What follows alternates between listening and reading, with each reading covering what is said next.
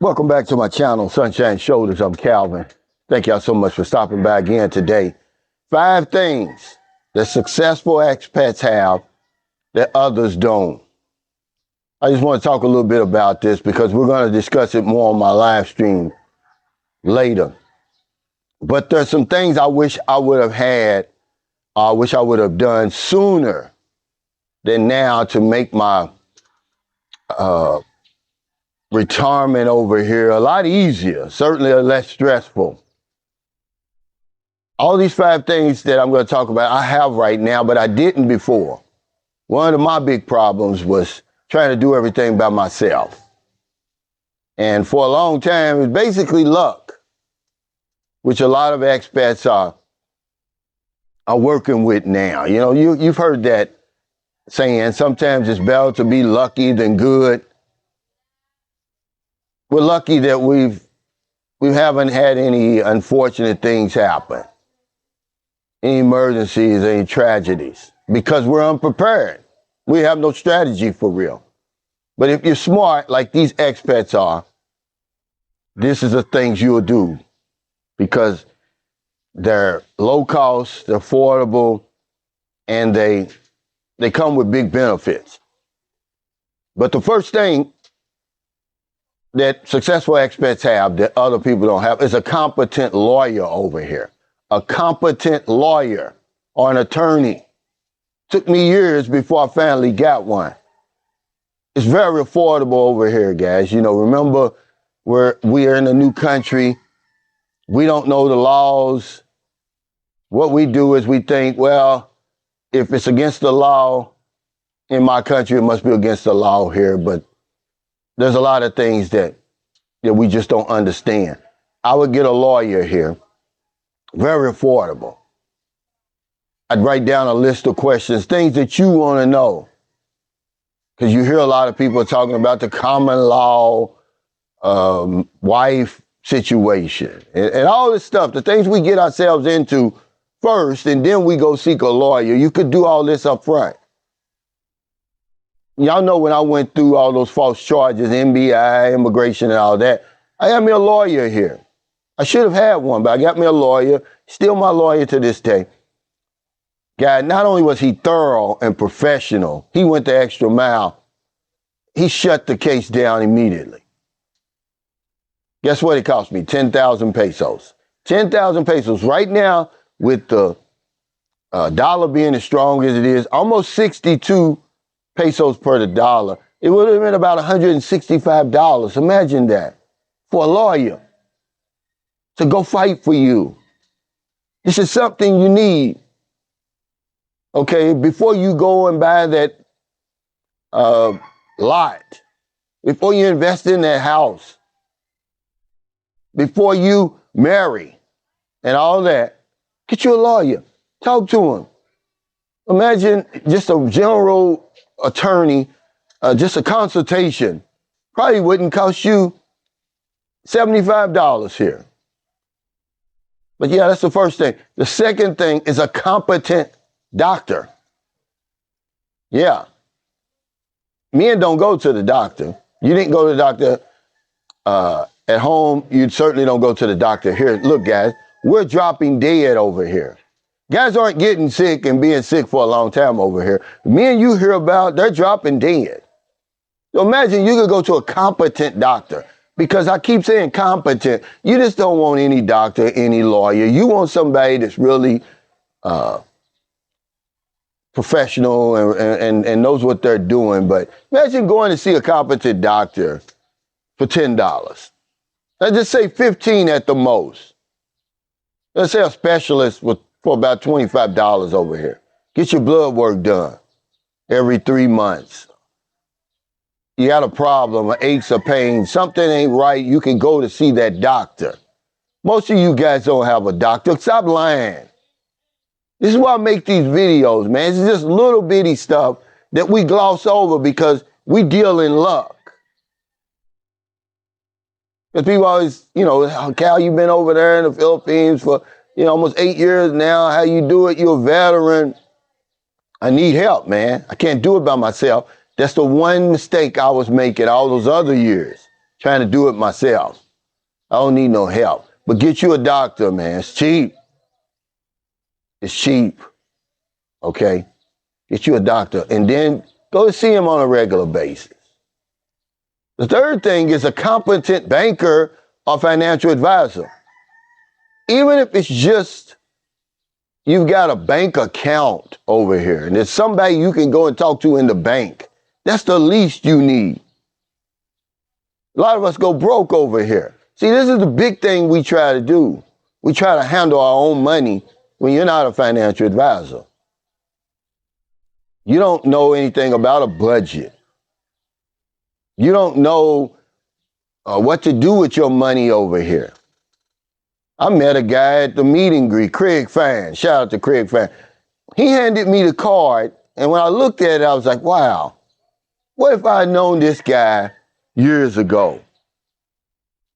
Have somebody I could say, hey, ask the questions, about my finances over here. Because one of the things that you always hear about is me and going broke over here.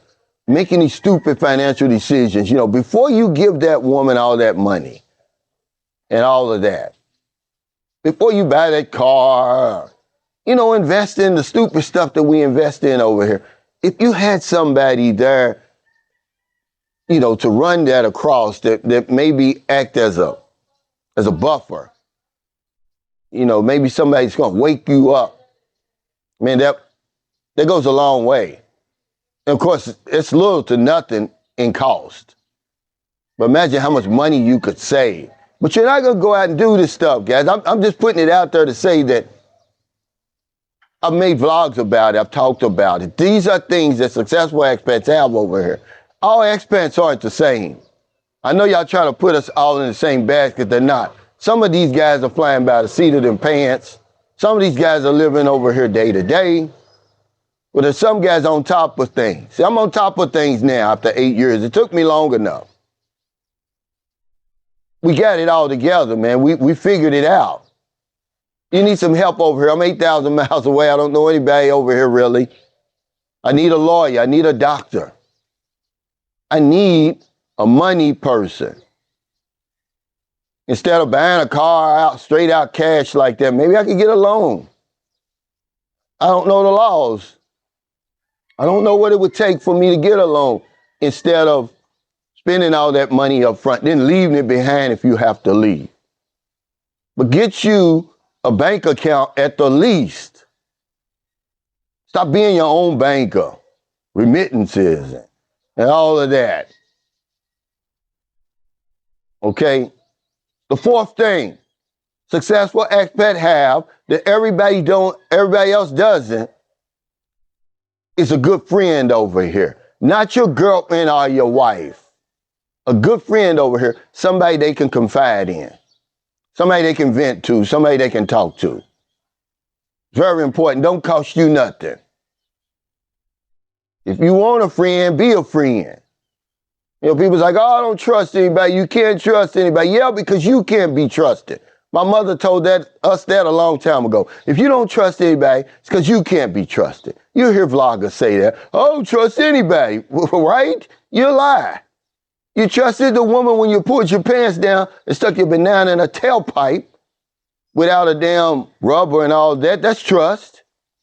But you got to have somebody that you can confide in. You got to have secrets. You're going to have things that you don't want the rest of the world to know. Maybe you have lunch or breakfast once or twice a month or something. Somebody you can look face to face in their eye and say, look, man, I'm thinking about leaving this relationship. It's not going right. But yeah, we need somebody that we can talk to. Number 5, we need a local here that's got our back. It's going to guide us through the culture, guide us through the ways of the country. Now, this can be your wife or your girlfriend. Somebody that's going to show us the way. Because you get over here, you don't know anybody, you don't know where to go, you don't know what to do. You need a local here It's going to help you through it. What if you got 2 or 3? That's even better, but you're going to have one, I hope, your wife or your girlfriend that can do that. So thank y'all so much for stopping by. We try to do everything on our own. We even come over here on our own. We don't tell anybody. We sneak over here. And then we do things backwards instead of being, what's the word I want to use? But instead of doing everything up front, we wait until it happens. You don't want to live your fourth quarter like that. Yeah, sometimes it's better to be lucky than good. That's because you're unprepared. You have no strategy. Most expats over here, it's what we're operating on, luck. We're very fortunate that something bad hasn't happened. But eventually, luck runs out. So if in America, if in the Philippines, wherever you are, find it in your heart to help somebody. Not a day goes by that I don't help somebody. We're going to spin that wheel 10 times Friday. People are in my Sunshine Shoulders messenger right now, asking for school supplies. I'm like, look, I'm not a charity. Okay, I wish I could help everybody, but it's not possible. So that's why I created the spin wheel. Subscribe to my YouTube channel, screenshot that, send it to my Sunshine Shoulders messenger. I'll put you on the wheel for a chance to win. Because if I don't know anything else, I know this one thing for sure. When we help other people, we help ourselves. Take care, stay safe, stay out of trouble. I'll see you next time. Don't do anything stupid. Stop trying to do everything on your own. Yeah, you this big, bad alpha man, but you 8,000 miles from home. You need some help. This is what we don't seek. We seek it when it's too late. You hear of guys over here getting operations and stuff after they're here. Not before. They get a doctor after they go through that health emergency. If you had a doctor before, they can see down the line. Your blood work can tell them a whole lot of things. Before you drop dead of a heart attack. Before you have a damn stroke. Before you go into diabetes. become a diabetic. But we don't do anything, man. We just get on the plane and come over here. If you do these 5 things, I guarantee you, it increases your chances of having a successful life over here by 50%. Imagine that. What investor wouldn't want those type of odds? But you're not going to do it.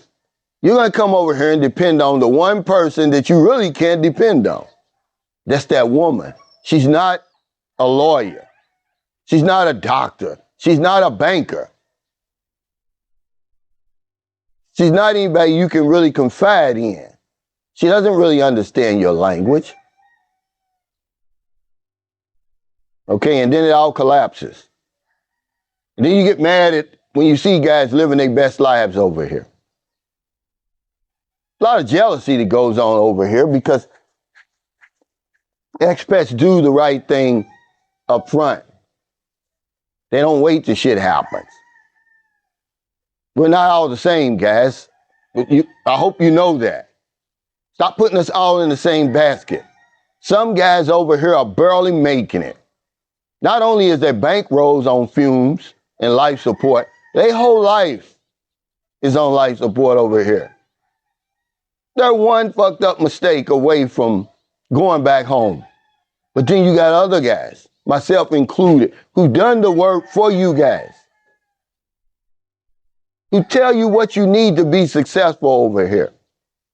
We've got layers. We got buffers between me and failure.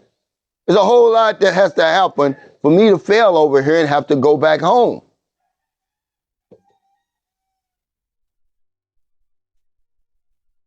Boots on the ground.